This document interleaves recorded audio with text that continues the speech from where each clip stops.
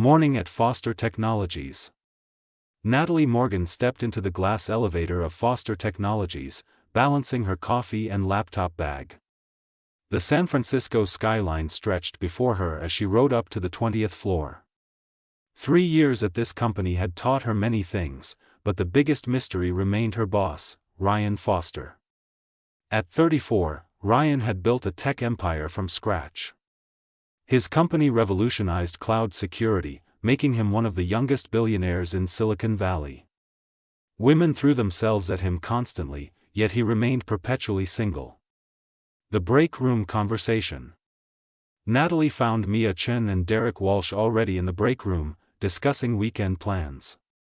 She poured herself a second coffee and joined them at the small table by the window. Did anyone else notice Ryan's new watch? Mia asked, her eyes sparkling with curiosity. That's a limited edition Patek Philippe. Only 50 were made worldwide. Derek whistled low. The man has taste. Everything about him screams perfection. Natalie laughed, settling into her chair. Too much perfection, if you ask me. Something doesn't add up. What do you mean? Mia leaned forward, always eager for interesting conversation. Think about it, Natalie said, warming to her theory. 34 years old, incredibly successful, looks like he belongs on magazine covers. Yet in 3 years, I've never seen him with a woman. Not once. Derek raised his eyebrows. Maybe he's just private about his personal life. It's more than that, Natalie continued. Last month, he spent 40 minutes helping me choose color schemes for the presentation. He knew every shade of blue and their emotional impact. And remember the office renovation? He personally selected every piece of furniture, every artwork. He even corrected the interior designer on fabric choices. Mia giggled nervously. You're not suggesting what I think you're suggesting. I'm just saying, Natalie lowered her voice, no straight man knows the difference between eggshell and ivory. Plus, he went to that fashion exhibition opening last week instead of the tech conference. The fashion exhibition, Mia. Sophie Bennett from HR walked past, grabbing a yogurt from the fridge. You know Ryan can probably hear you. His office door is open, and sound carries in this building. Natalie waved dismissively. He's in a meeting downtown. I saw it on his calendar. What Natalie did not know was that Ryan's meeting had been cancelled. He stood just outside the break room, his jaw tight, having heard every single word. His assistant had tried to warn him about the gossip, but hearing it directly felt like a punch to his chest. The summons. Ryan stepped into view, his expression carefully neutral. Good morning, team. The effect was instantaneous. Mia knocked over her coffee. Derek suddenly remembered urgent emails. Sophie practically vanished into thin air. Only Natalie remained frozen, her face draining of color. Natalie, Ryan said calmly, my office in 15 minutes. We need to discuss the Anderson project. Of course, Mr. Foster, she managed, her voice barely steady. He turned and walked away, his footsteps echoing down the hallway. Natalie sat alone, her heart pounding. How much had he heard? Her career flashed before her eyes, 3 years of hard work potentially destroyed by one careless conversation. Inside the corner office. 15 minutes later, Natalie knocked on Ryan's door, her palms damp despite the air conditioning. Come in. His office was stunning, she had to admit. Floor-to-ceiling windows offered panoramic views of the bay. Modern art pieces adorned the walls. Everything was designed with impeccable taste. Ryan stood by the window, hands in his pockets, his suit perfectly tailored. He didn't turn around immediately. Close the door, please. Natalie obeyed, feeling like she was walking to her execution. The Anderson project, Ryan began, finally turning to face her. Your proposal was exceptional. You have an instinct for what clients need before they know it themselves. She blinked, confused. "Thank you, sir. You're talented, Natalie. It's why I value you on this team." He moved to his desk, leaning against it casually. "However, I'm curious about something." Here it comes, she thought. "Do you make it a habit to discuss your employer's personal life with colleagues?" Natalie felt heat rush to her face. "Mr. Foster, I owe you a sincere apology. That conversation was completely inappropriate and unprofessional. It will never happen again." "You're right, it was inappropriate," he agreed, his dark eyes steady on hers. "But I'm more interested in why you feel compelled to create theories about my personal life. I don't understand." Ryan pushed off from his desk, taking a few steps closer. "Don't you? In my experience, people who spend time speculating about others are usually trying to convince themselves of something. Or perhaps," he paused, studying her face intently, "they're trying to make someone unavailable in their own minds." Natalie's breath caught. "Mr. Foster, I was just making conversation." "Were you?" He moved closer still, close enough that she could smell his cologne, something subtle and expensive. "Because it seems to me that you've been very invested in determining my romantic preferences." "Why would that matter unless you had a personal interest in the answer?" Her heart raced. "I should go. Answer the question, Natalie." She looked up at him, really seeing him for the first time.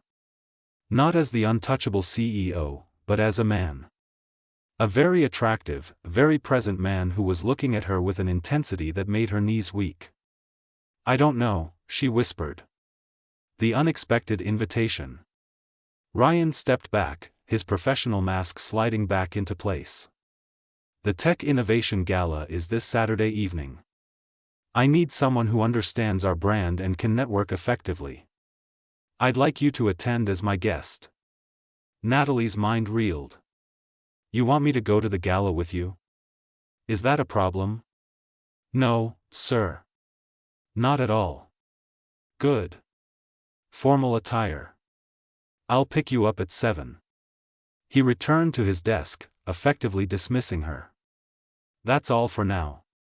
As Natalie left his office, her hands trembled. What had just happened? Had Ryan Foster just asked her on a date disguised as a work function? And more importantly, had he basically called her out for being interested in him? Back at her desk, she stared at her computer screen without seeing it. Everything she thought she knew had just been turned upside down. Saturday suddenly felt both too far away and far too close, preparation and anticipation. The days leading to Saturday passed in a strange blur. Natalie threw herself into work, avoiding the break room and any situation that might lead to more gossip. But she could not stop thinking about that moment in Ryan's office, the way he had looked at her, the implications hidden in his words. Wednesday afternoon, Mia cornered her at her desk. "You have to tell me what happened. Did he fire you? Are you okay?" "He asked me to the gala on Saturday," Natalie admitted quietly. Mia's eyes widened. "The Tech Innovation Gala? The one that every major publication covers?" "Natalie, that is huge." "It is just for networking," Natalie said, but the words felt hollow even as she spoke them. Thursday evening found Natalie in a boutique she normally would never enter, staring at price tags that made her wince. But something had shifted inside her. She wanted to look beautiful, not just professional. She found a midnight blue gown that hugged her curves perfectly, elegant yet modern. The saleswoman assured her it was perfect, and looking at her reflection, Natalie had to agree. Friday crawled by with agonizing slowness. Ryan was in meetings all day, and Natalie found herself both relieved and disappointed. She left work early to prepare, getting her hair styled in soft waves and her makeup done with subtle elegance. The evening begins. Saturday at 7 o'clock sharp, Natalie stood outside her apartment building, her heart hammering against her ribs. When the sleek black car pulled up and Ryan stepped out, the world seemed to tilt.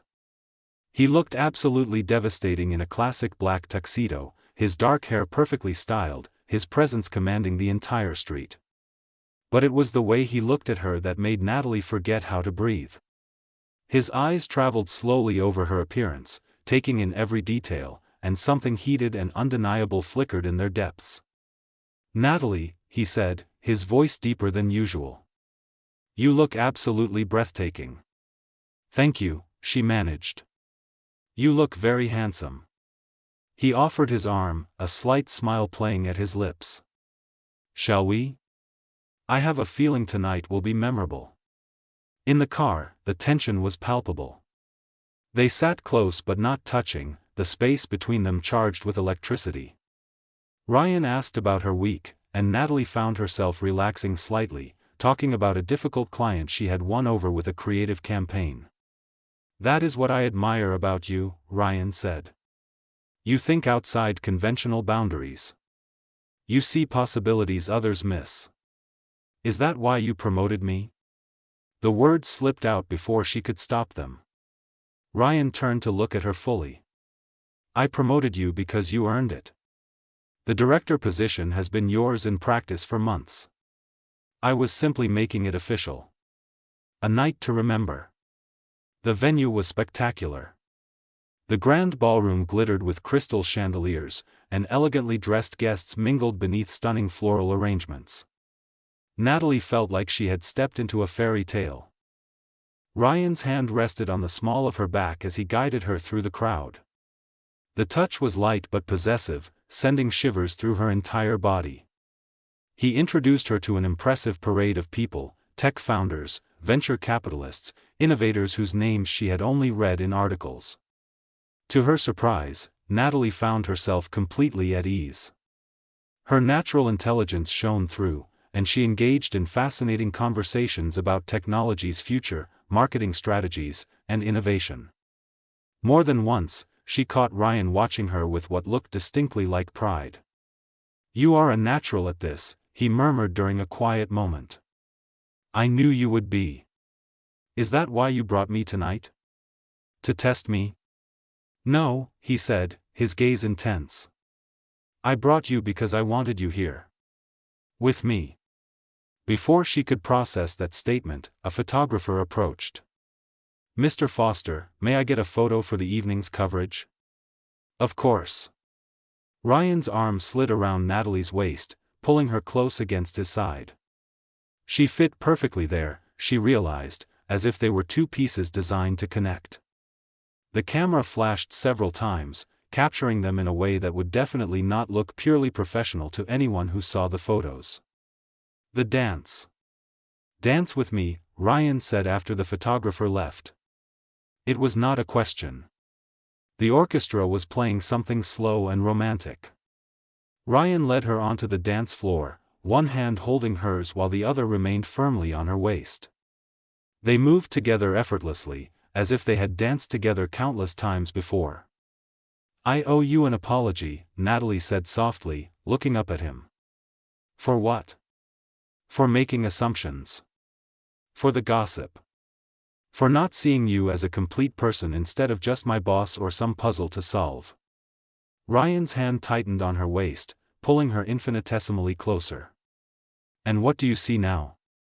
Natalie looked at him, really looked. At the strong line of his jaw, the intelligence in his eyes, the slight curve of his mouth. "I see someone I completely misjudged. Someone who makes me feel things I probably should not feel." "Should not?" His voice dropped lower. "Who says you should not? Common sense. Company policy. The fact that you are my boss and this could complicate everything. What if I told you none of that matters to me right now?" Her breath caught. "Then I would say you are not thinking clearly." "I have never thought more clearly in my life, Natalie." His thumb traced small circles on her back through the thin fabric of her dress, each touch sending heat through her entire body. "Do you know how long I have wanted to do this? To hold you like this without hiding behind professional boundaries?" "Ryan," she whispered, his name feeling dangerous and intimate on her lips. "The truth emerges." "I heard you that day in the break room," Ryan said quietly, his eyes never leaving hers. Every single word. Your theory about me, your reasons, everything. Natalie felt mortification wash over her. Ryan, I am so sorry. You were completely wrong, Natalie. So wrong it would be amusing if it were not so frustrating. He pulled her closer, their bodies now pressed together as they swayed to the music. Do you want to know the real reason I have been single? The real reason I never bring dates to company events? She nodded, unable to speak. Because 3 years ago, a brilliant woman walked into my company for her interview. She was smart, funny, creative, and completely unimpressed by my wealth or status. She challenged me in meetings, made me laugh with her quick wit, and drove me absolutely crazy in the best possible way. His hand moved up her back slowly.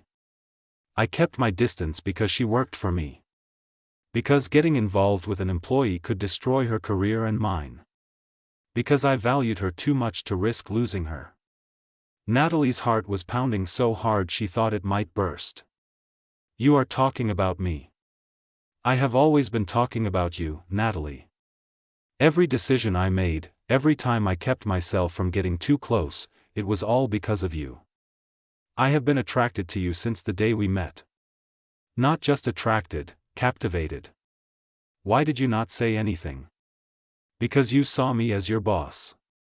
Because I was not sure you felt the same way. Because I was terrified of making you uncomfortable or using my position inappropriately. He smiled slightly. And then I heard you trying to convince yourself I was unavailable. It was almost funny. Almost. The song ended, but neither of them moved. They stood in the middle of the dance floor, lost in each other's eyes while the world faded away around them. I think we should leave, Natalie heard herself say. Where? Ryan asked, his voice rough with emotion. Somewhere we can talk. Really talk.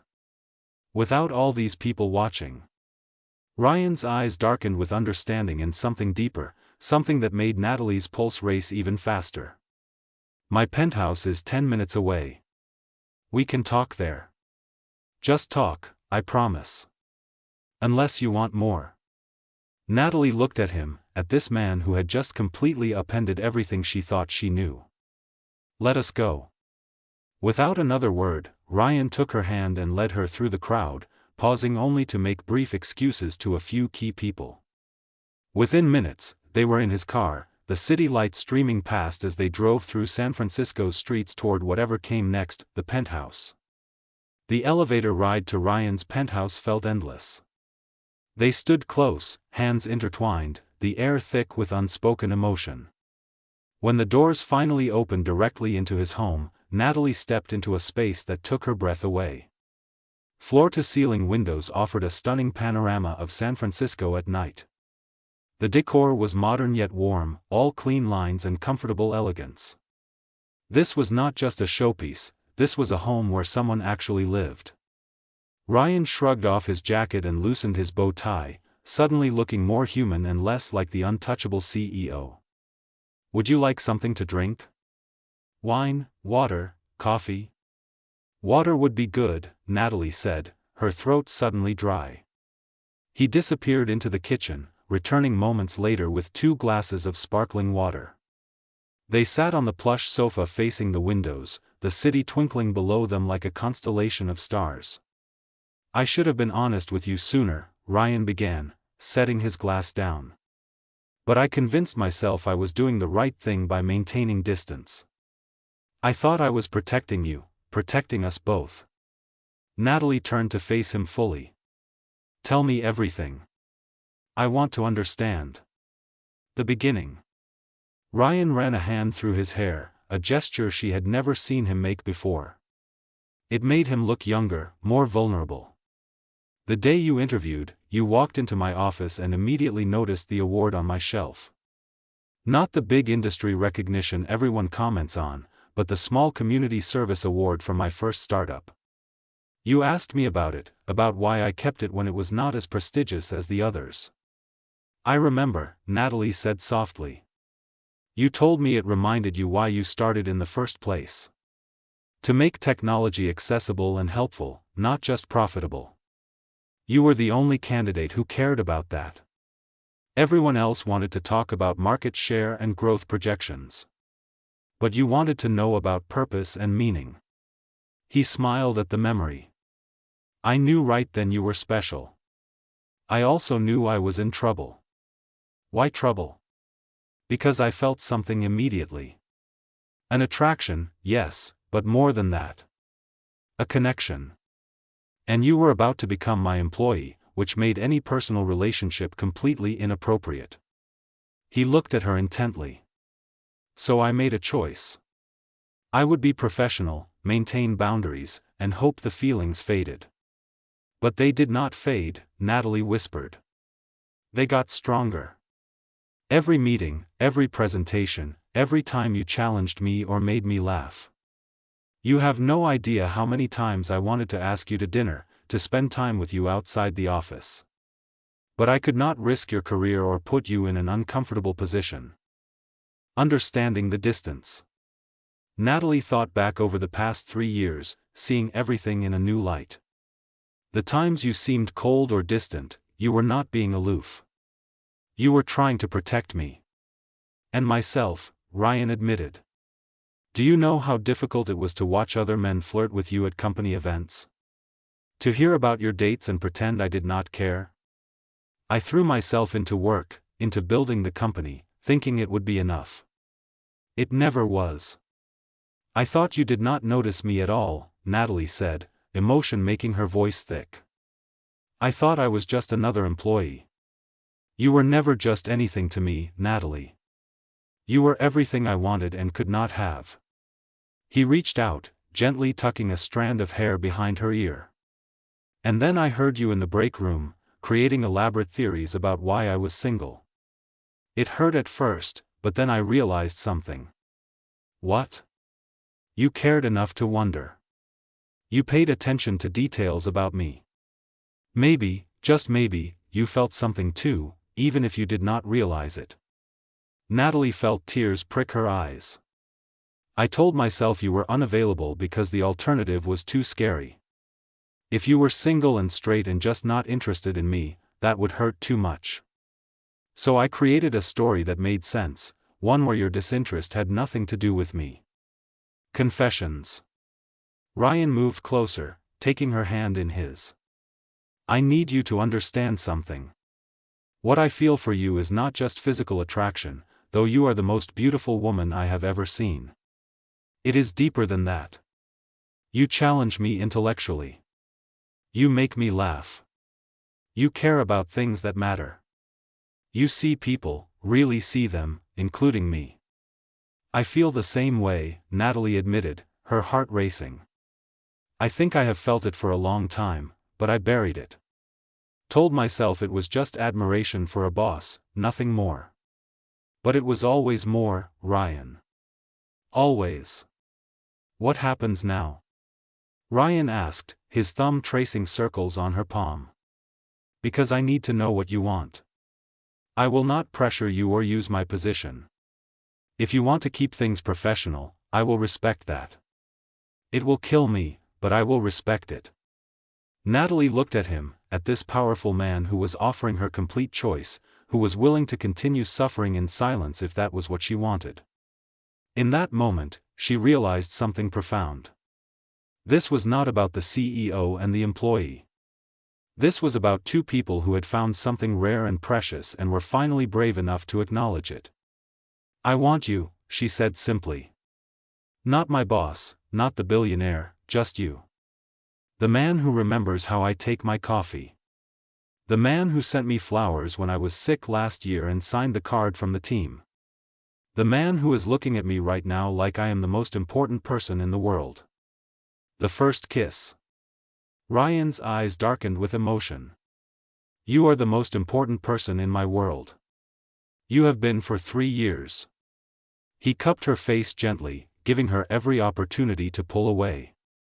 When she leaned into his touch instead, he closed the distance between them. Their first kiss was soft, tentative, full of 3 years of restrained longing. Then it deepened, becoming urgent and passionate, everything they had denied themselves pouring into that connection. When they finally broke apart, both were breathing hard. Natalie rested her forehead against his, her hands clutching his shirt. "I have dreamed about this," Ryan murmured. "So many times." "Me too," Natalie admitted. "Even when I told myself I had not." They stayed like that for a long moment, just holding each other, savoring the relief of finally being honest. Then Ryan pulled back slightly, his expression becoming more serious.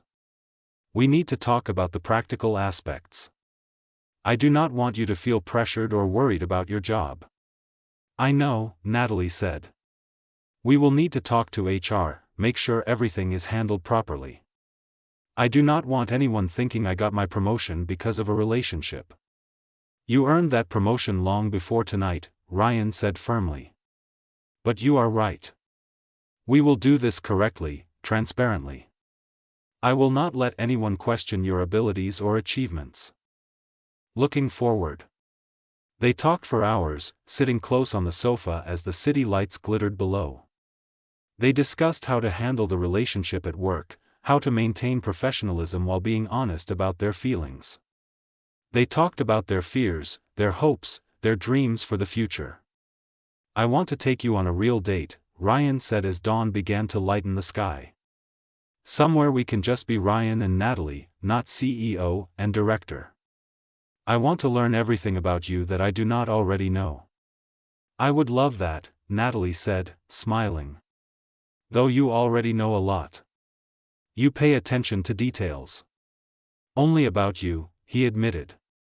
"I could tell you your favorite lunch order, your coffee preferences, the fact that you always wear that silver bracelet on important presentation days for luck. I could tell you that you bite your lower lip when you are thinking hard about a problem and that you have the most beautiful smile I have ever seen." Natalie felt warmth spread through her chest. "I notice things about you too. Like how you loosen your tie when you are stressed. How you pace when you are working through a difficult decision. How your eyes crinkle when you really laugh, not just the polite laugh you use in business meetings." "We have been seeing each other all along," Ryan said softly. "We just could not admit it." As the sun rose over San Francisco, painting the sky in shades of pink and gold, Natalie realized how profoundly her life had changed in a single evening. She had walked into that gala thinking she understood her world, her feelings, her future. She was leaving with everything transformed. New beginnings. Ryan insisted on driving her home, though neither wanted to part. At her apartment building, he walked her to the door, every inch the gentleman despite the intimacy they had shared. "I will see you Monday," he said, then smiled. "Though I might text you before then. If that is okay." "It is more than okay," Natalie said. "It is perfect." He kissed her softly, a promise of more to come. "Thank you for giving us, a chance. Thank you for seeing past all the assumptions to the truth. Thank you for being patient. For waiting. For caring enough to protect what we could have together." As Natalie climbed the stairs to her apartment, she felt like she was floating. Her phone buzzed before she even got inside. A text from Ryan appeared with a simple message that made her heart sing. "I miss you already. Sweet dreams, beautiful." She replied immediately. "I miss you too. See you Monday, but yes, please text before then." Inside her apartment, Natalie looked at her reflection in the mirror. She looked the same, but everything had changed. She had gone to a gala expecting a professional evening and found something she had not even known she was searching for. Real love, honest and true, with someone who saw her, valued her, and chose her above all others. Monday would bring new challenges. There would be paperwork, conversations with HR, curious colleagues. But none of that mattered because she would face it all with Ryan by her side. Not as her boss, not as the CEO, but as her partner, her equal, the man who had waited 3 years for the right moment to show her the truth. The assumption that had started everything had been completely wrong. But sometimes, Natalie thought with a smile, being wrong led you exactly where you were meant to be. And she was exactly where she belonged, in a love story that had been writing itself for 3 years, just waiting for both of them to be brave enough to turn the page and begin the next chapter together. The end.